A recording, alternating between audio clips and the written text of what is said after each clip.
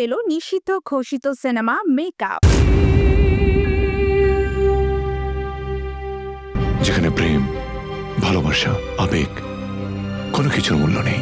সবিজ অঙ্গনের মানুষদের বাজেভাবে উপস্থাপনের অভিযোগে 2021 সালে মেকআপ সিনেমা নিষিদ্ধ ঘোষণা করা হয়। 5 আগস্ট আওয়ামী লীগ সরকার পতনের পর ছবিটি আবারও চলচ্চিত্র সার্টিফিকেশন বোর্ডে জমা পড়ে। একবারও সিনেমা থেকে কিছু অংশ বাদ দিতে বলা হয়। সেই প্রক্রিয়া শেষে জমা দেওয়ার পর গত 17 ডিসেম্বর ছবিটি সিনেমা হলে মুক্তির অনুমতি দেয় চলচ্চিত্র সার্টিফিকেশন বোর্ড। তবে এমন আনন্দের খবরেও মেকআপ নির্মাতা অনন্য মামুনের মন খারাপ। সিনেমা থেকে দৃশ্য বাদ দেওয়া প্রসঙ্গে জানতে চাইলে নির্মাতা বলেন, মাত্র 1 মিনিট কেটে নেওয়া হয়েছে।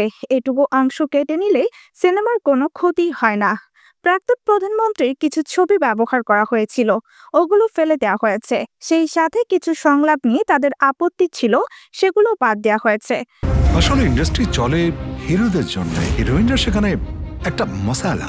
মেকআপ সিনেমাটি নির্মিত হয়েছে একজন সুপারস্টারের জীবনের গল্প নিয়ে। সিনেমায় একজন চলচ্চিত্র তারকার চরিত্রে অভিনয় করেছেন তারিক আনাম খান, ছবিতে তার নাম শাহবাজ খান। এছাড়াও অভিনয় করেছেন জিয়াউল রোশন, পায়েল মুখার্জি, বিশ্বজিৎ মুখার্জি প্রমুখ। মেকআপের আড়ালে নতুন এক গল্প শুরু হবে।